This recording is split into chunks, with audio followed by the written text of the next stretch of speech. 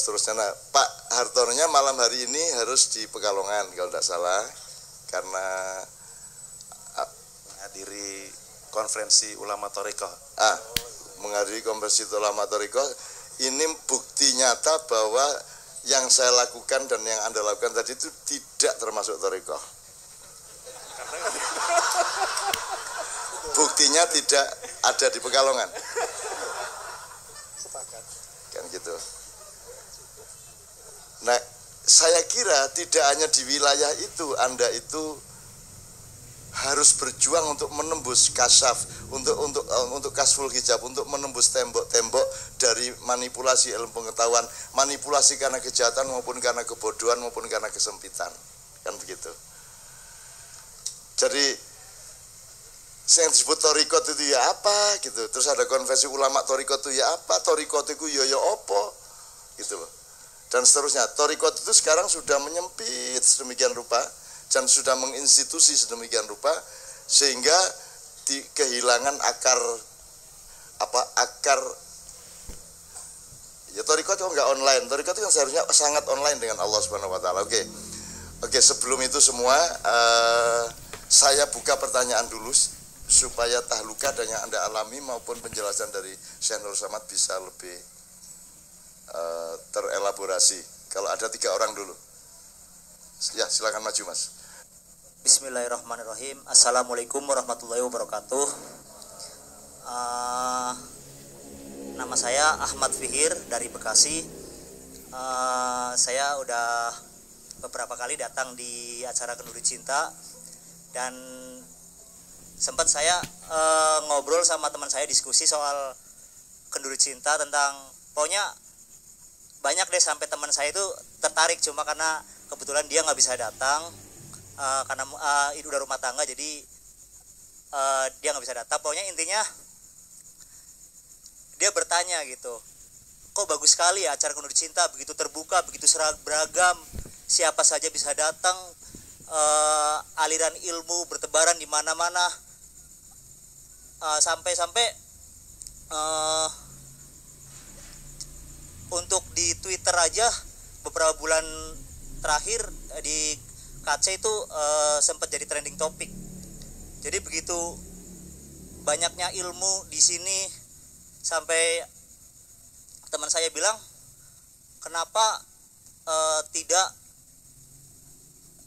lebih besar lagi, misalkan mungkin kalau partai sih mungkin ada maksudnya, jelas pengen kekuasaan, tapi kalau supaya seperti gerakan nasional Ma'iyah gitu.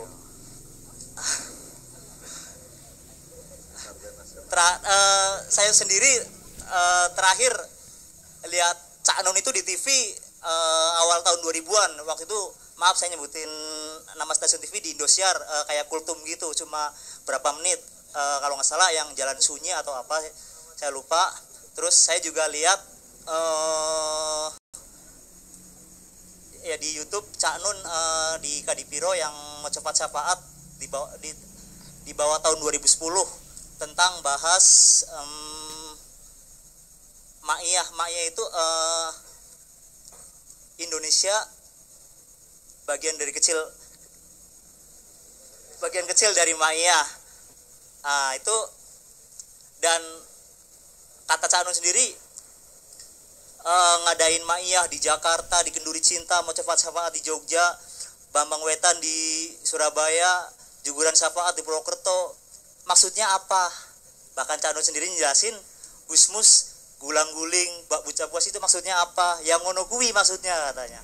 Nah, jelasin, teman saya bertanya, dengan begitu banyak ilmu, dengan begitu hebatnya Ma'iyah, kenapa tidak bikin jadi gerakan nasional? Kenapa tidak mencoba merambah ke pertelevisian? Apakah mungkin itu terbentur? Saya jadi ingat tema beberapa bulan kemarin dengan soal industri nasehat, apakah akan berbenturan dengan itu atau apa? Soalnya saya ingat prinsip Indonesia bagian kecil dari Ma'iyah. Di sini banyak hal-hal baru, seperti Mbak Cica Kuswoyo kemarin bilang, seperti ditoyor kepalanya. Pokoknya banyak logika-logika baru dari Cak Nun atau mungkin dari yang lain yang biasanya dalam hidup seperti biasa itu, oh iya ya, ada hal yang baru, ada yang sesuatu yang baru yang kita itu ngebuat kita itu lebih banyak berpikir gitu, lebih terbuka pikiran kita. Nah itu kenapa nggak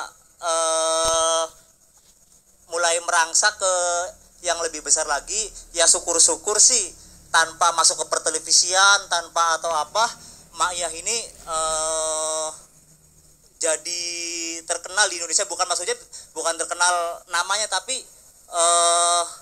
di sini kan proses belajar mengajar, ilmu apa saja ada di sini, ilmu budaya, ilmu politik, agama, bahkan sampai ilmu musik pun ada.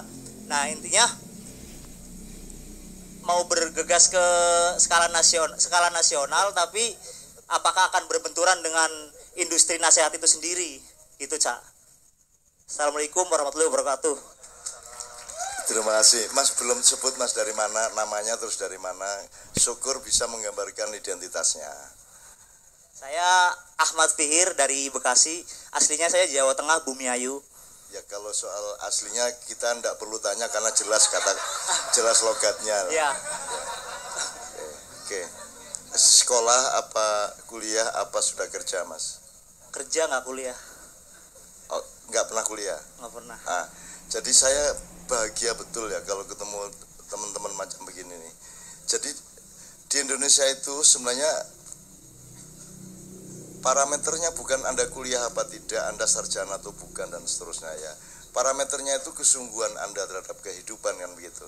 Dan Anda itu begitu dihidayai Allah untuk menikmati pengetahuan, menikmati logika baru, menikmati cara berpikir baru, dan itu kaum intelektual belum tentu seperti Anda.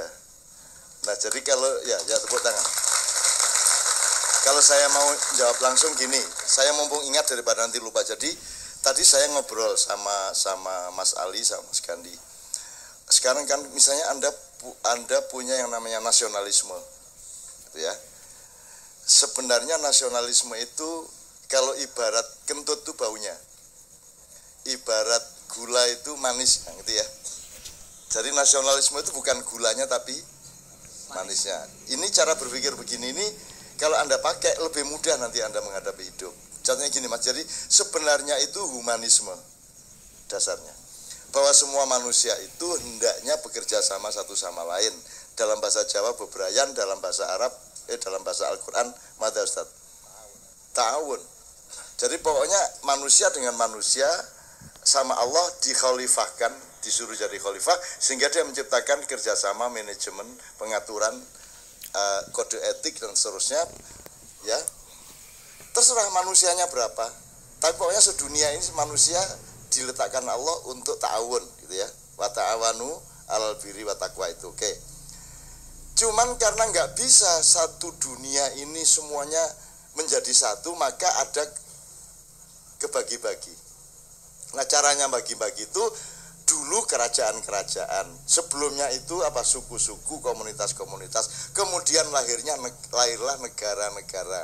Negara-negara ini sebenarnya yang dulu ada konsep nation state, kemudian ada negara itu supaya ada pengorganisasian kesejahteraan. Jadi ada yang melindungi orang yang termasuk di dalam penduduknya gitu ya. Nah, kemudian begitu masuk pasar bebas, negara menjadi agak mulai batal. Loh, gunane nek anjane ono pasar bebas ya jadi negara. Ayo wis sadu-saduan bareng kene. Gitu ya. Misalnya gitu ya Mas ya. Oke. Jadi kita itu selalu ditipu daya terus-menerus. Itu ya di bidang konstitusi politik, di bidang tata negara, di bidang kesehatan. Kita 30 tahun setia kepada 4 sehat 5 sempurna, ternyata batal sekarang. Wis kadung tuwek, wis kadung loro ya, dan ternyata batal kan itu. Dan itu di banyak bidang. Dan seterusnya. Saya tidak sedang bantah apa-apa, saya cuma ingin bersyukur bahwa Anda menanyakan. Saya tidak, seorang dokter pun belum tentu punya concern seperti Anda terhadap kehidupan dan ilmu pengetahuan. Anda cuma bekerja, orang biasa, kaosnya ya murah. Ya toh? Jajal masuk kaos ngono larang ya kono iki. ya toh? Tapi Anda itu menjadi tidak penting karena yang substansial pada Anda adalah atensi Anda, kesungguhan Anda, komitmen Anda, takwa horizontal. Kalau kepada Allah kan takwa vertikal. Takwa itu komitmen dan loyalitas, bukan takut. Bukan takut. Loh, kalau takut sama Allah, loh gimana takut sama Allah? Loh, Tuhan takut itu kepada kejahatan kita. Jadi sekarang kan saya ada gerakan tidak takut teror gitu ya. Itu ya. Saya enggak apa-apa, itu juga itu kan lahir dari orang yang sangat ketakutan. Untuk supaya dia tidak takut, dia bilang saya tidak takut. Kan begitu. Kan begitu. Lu bagaimana tidak takut teror? Anak kepreset saja takut kita. Betul nggak? Lu anak gonceng dek mburi iki lho, iki wedi dicancang nganggo. Ya ta, Mas? Itu aja takut kita. Lah kok teror kita enggak takut? Loh, itu kan nantang teroris toh. Wis temen ya gak wedi kan ya. Ya. Gimana maksudnya itu? Loh, dan orang yang berani dia tidak butuh bilang bahwa dia tidak takut. Kalau pemberani itu dia tidak sadar bahwa dia pemberani. Orang yang bilang saya tidak takut adalah orang yang ketakutan terus ngede-ngedein hatinya sendiri kan gitu. Kan gitu kira-kira. Oke. Kemudian kalau kita tarik ke bawah dikit ya, Dek. Emang takut itu salah? Emang takut itu hina? Takut kan baik. Untuk hal yang kita memang harus takut. Misalnya kita takut berzina, kita takut berjudi. Bukan hanya baik tapi wajib. Takut telat sholat, gitu kan? Takut anak kita nggak bisa bayarin sekolah kan? Masuk kendel aku. Terus kita ke sekolah, saya nggak bisa bayar, mau apa? Iya, maksudnya begini. Lu kok gitu ngomongnya, saya kan pemberani. Jawab, bicara. Nang dokter gak bayar, karena berani. Lu kok bayar, model Marquesot. Bapak belum bayar apa? Lu bapak kan berobat, lah iya berobat. Lu harus bayar, bayar tuh kan harus pakai duit. Lah iya masa pakai apa? Lah saya kan enggak punya duit kok suruh bayar. Sama enggak teliti dulu sih. Orang yang suruh bayar itu pastikan dia punya duit. Kalau dia tidak punya duit jangan disuruh bayar. Sampai tuh enggak meneliti soalnya. Malah dimarahin itu dokternya. Model Marquesot. Terus petugas rumah sakit enggak kalah juga. Loh kalau gitu jangan berobat ke sini. Lah kalau enggak ke sini ke kantor polisi. Ngono. Masa berobat kantor polisi? Sampai itu enggak masuk akal, dilokno meneh. Musuh Marquesot toh. Gitu. Jadi gimana maksudnya tidak takut itu? Takut itu kan baik untuk hal yang kita wajib takut, baik takut itu, mulia takut itu. Masa gak wedi ibumu diperkosa wong? Masa gak wedi anakmu diculik orang? Masa pemberani saya tidak takut penculik? Loh, masa ngomong gitu? Maksudnya gimana itu? Takut itu ndak apa-apa pada tempatnya. Bahkan lebih baik takut daripada berani. Berani itu outputnya banyak sombongnya. Kalau takut itu rendah hati gitu loh. Kan gitu. Jadi untuk apa kalau berani terus hebat? Maksudnya kamu berani itu apa? Contohnya Anda berani dalam hidup itu apa contohnya? Bahwa kamu itu berani. Contohnya apa dalam hidup sehari-hari? Lah, datang ke sini kok pakai keberanian? Ya pakai motor apa angkot apa Gojek? Hubungannya apa sama keberanian?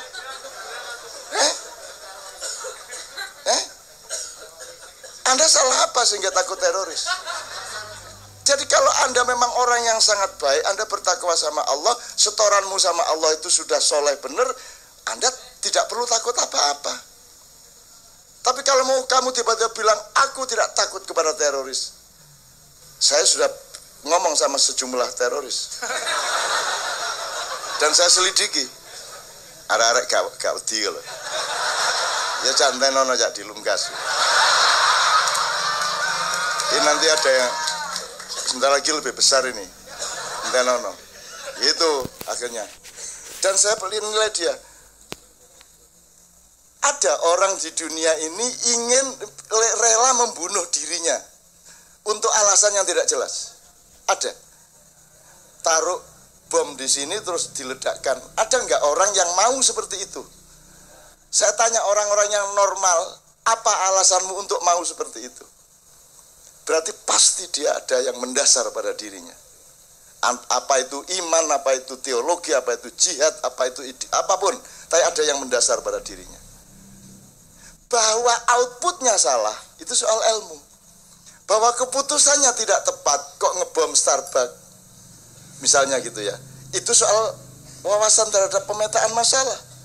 Bahwa keputusannya membunuh orang barat, itu keterbatasan wawasan dia. Tapi dia pakai ideologi, dia pakai iman, dia pakai keyakinan. Maka dia mau mati karena keyakinan, betul enggak? Bahwa keputusannya tidak cocok sama Anda, itu pasal berikutnya. Tapi mending dia pakai ideologi dari para presiden, menteri, enggak ada yang punya ideologi. Parpol mana pakai ideologi? Mana pakai ideologi? Kalau memang ada KIH sama KMP, ya sampai bawah KIH KMP. Ke pilkada ya KIH KMP, kan begitu? Kan begitu. Katanya apa namanya? Misalnya apa? Produk bebek selamat. Kalau bebek selamat itu berarti gorengnya begini, sambelnya begini, jelantahnya begini. Gitu ya? Ngerti jelantah ya? Upamane ya. Ada lagi bebek Cak Topa di situ. Itu berarti sampai ke desa-desa ya bebek selamat. Loh, kalau memang KIH sampai bawah. Jadi pilkada dia cuma KIH lawan KMP, kan begitu. Ini enggak. Bebek selamat engko tetek kono selamat plus Topa. Terus minus opo akar piro, kan begitu. Ki opo karepe arek-arek. Itu yang namanya tidak ada ideologi. Mending anak-anak itu mau mati untuk ideologi. Bahwa ternyata salah, itu urusan dia sama Allah. Nanti dia dihukum sama Allah karena dia bunuh orang. Siapa bilang saya membenarkan teroris? Pasti tidak saya benarkan tindakan itu. Tetapi apakah ada yang mencari hulunya? Kan semua menikmati hilirnya. Itu pun menikmatinya sing macem-macem. Dasar teroris budek disuruh ke Syria kok ke Sarinah. Iyalah. Dagelai. Jadi teror di Indonesia itu menghasilkan karya-karya medsos yang luar biasa. Ada seorang dari Brebes datang ke hotel, dia bawa rangsel, ditangkap oleh polisi karena isinya telur. Karena dia seorang teloris. Ono meneh coba. Ndagel. Gitu teman sekalian ya.